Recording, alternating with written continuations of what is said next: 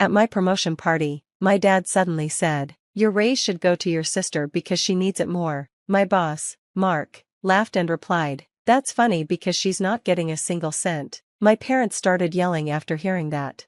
The night was supposed to be one of the best of my life. I had worked so hard for years, putting in extra hours, taking on tough projects, and dealing with all kinds of work drama. It finally paid off. I got the promotion I dreamed of. With a raise big enough to change my life, I could finally move out of my tiny apartment, save for a house, and maybe even go on a real vacation.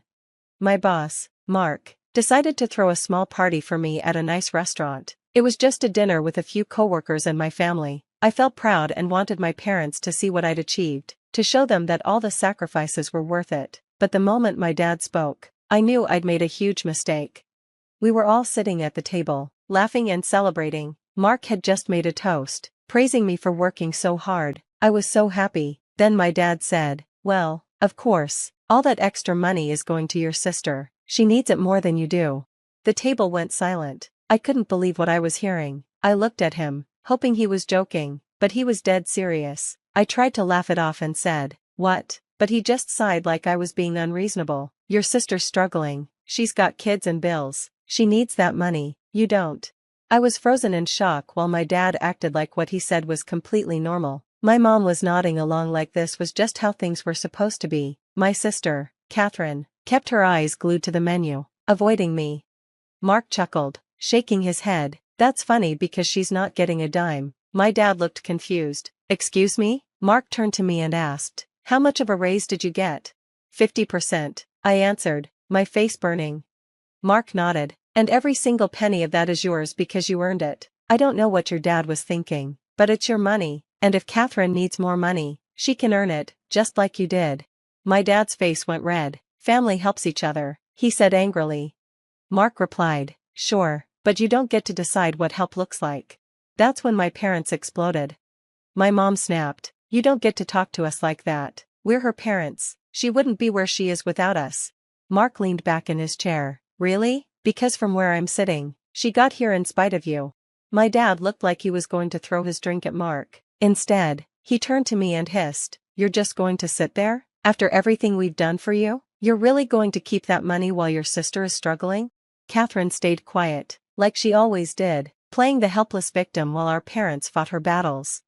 Suddenly, I realized something. They'd spent years making me feel guilty, making me believe I owed them for doing things parents are supposed to do, like feeding me and putting a roof over my head, and they used that guilt to take from me again and again.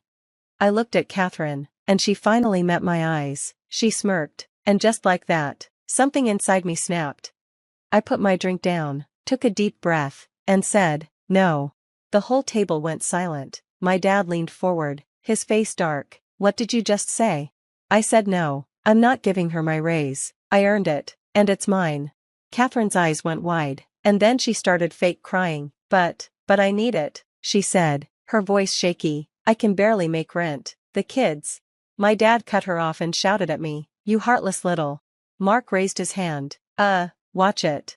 But my dad kept going. "We raised you better than this. You don't just turn your back on family. We gave you everything. And this is how you repay us? By letting your sister suffer?" Mom jumped in. "Of course, you think you got here on your own? You think we didn't make sacrifices for you? We worked hard so you could go to college. Now you have a good job, and suddenly you're too good for us? Too good for your own blood?" Then she crossed her arms and said, "If you don't want to help, fine, but don't expect us to support you anymore." I stared at her, trying to understand what she meant, and then it hit me. She actually thought I needed them, and I just started laughing. I couldn't help it. Years of frustration came out in one loud, bitter laugh. "Support me?" I repeated, shaking my head. "You really think I still need you? You haven't helped me in years. The second I turned 18, you told me I was on my own. I paid for college. I paid my own rent. I built my career without any help from either of you." Dad's face went pale. "That's not true, isn't it?" I snapped. "Back when I was in college, who did you actually help, me or Catherine?" They didn't answer. They didn't have to because I already knew. Catherine, who had dropped out of college, moved through 3 different apartments, and wasted all the money they gave her because she knew they'd always bail her out. And me, the one who worked 2 jobs while taking full-time classes, lived on cheap ramen just to afford textbooks, and barely scraped by while they threw money at her every time she messed up. You didn't support me, I said, my voice shaking. You abandoned me, and now that I finally have something of my own, you expect me to just hand it over? Dad clenched his jaw. She has children. And there it was, the same excuse they always used. Catherine had kids, so everyone else had to sacrifice so she could keep living however she wanted. I turned to her, gripping the edge of the table. You had a job before, right? What happened to it? She sniffled, wiping her eyes. It just didn't work out. It didn't work out, I repeated, just like the job before that, and the one before that. More silence. I took a deep breath and leaned back in my chair. I don't care, you are not my responsibility. Catherine's lip trembled, then she exploded. You are such a selfish __, she shouted, slamming her hand on the table. After everything I've been through, you still won't help? My kids are going hungry, and you're sitting here bragging about your stupid job? You don't even have a family. Support me? I asked, shaking my head. You really think I need you? You haven't helped me in years. The moment I turned 18, you told me I was on my own. I paid for college, my rent, and I built my career all by myself. Dad's face turned pale. That's not true, isn't it? I snapped. Back when I was in college, who did you actually help, me or Catherine? They didn't answer, but I already knew. Catherine dropped out of college, blew through money, and messed up her life knowing they'd always bail her out. Meanwhile, I worked 2 jobs while studying, living off cheap ramen just to afford textbooks. I struggled while they kept rescuing her every time. You didn't support me, I said, my voice shaking. You abandoned me, and now that I finally have something of my own, you expect me to just hand it over? Dad clenched his jaw. She has children. There it was, the same excuse they always used. Because Catherine had kids, everyone else had to give up what they earned to support her. I looked at her, my hands gripping the table. You had a job before, right? What happened to it? She sniffled and wiped her eyes. It just didn't work out, just like the job before that, and the one before that, I said. More silence. I took a deep breath and leaned back in my chair. I don't care, you are not my responsibility. Catherine's lip trembled, and then she exploded. You are such a selfish __, she yelled, slamming her hand on the table. After everything I've been through, you still won't help? My kids are going hungry, and you're sitting here bragging about your stupid job? You don't even have a family. What do you need the money for? I asked. You're just going to waste it. That was it. I stood up, making a loud noise. The entire restaurant turned to look, but I didn't care. You know what, Catherine? I said, grabbing my purse. Figure it out. And then I walked out. I didn't look back, not when my mom yelled after me, not when my dad slammed his fist on the table, not when Catherine whined about how unfair life was. The funniest part? As I walked out, Mark, my amazing boss, stood up, tossed a $100 bill on the table, and followed me. I stepped into the cold night air, my heart racing, my hands shaking, but feeling lighter than ever. Mark caught up to me, smirking. Hell of a speech. I let out a shaky laugh. You think they'll ever talk to me again? Mark shrugged. Do you even care? I thought about it, and for the first time in my life, I didn't. I should have known it wasn't over. People like my parents and Catherine don't just let things go. For a few days, I ignored the texts, calls, and guilt-tripping voicemails. I blocked my parents and Catherine. I thought that was the end of it. I was wrong. One afternoon, while I was at work, my phone rang. It was my bank. Hi, we're calling to verify a transfer request. I frowned. Transfer request? Yes, a scheduled transfer from your account to Catherine's account. It's a big amount. My blood went cold. I didn't make any transfer. The woman on the line hesitated. It was authorized through your online banking. The login was from a familiar device. That's when I knew. Catherine had somehow gotten into my account. Cancel it, I said quickly. Cancel everything. The woman sighed in relief. Already done. We had a feeling something was off, but we needed to confirm with you. I hung up and stared at my phone, furious. Then another call came in. Blocked number. I picked up, putting it on speaker. What the hell did you do? Catherine's voice shrieked through the phone. You really thought I wouldn't find out? I said. I needed that money, she yelled. My money? The one you tried to steal? I didn't steal it, she snapped. I was just borrowing it. I was going to pay you back.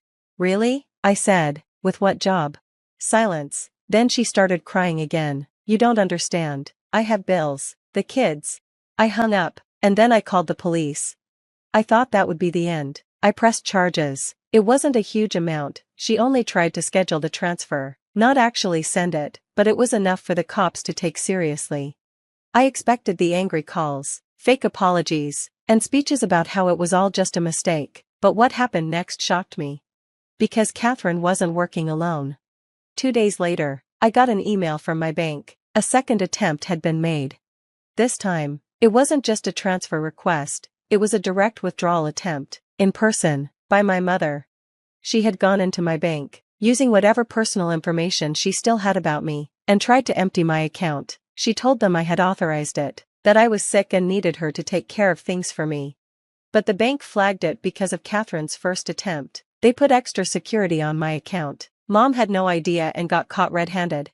I called the bank right away, and as I was on the phone, a text from Dad popped up.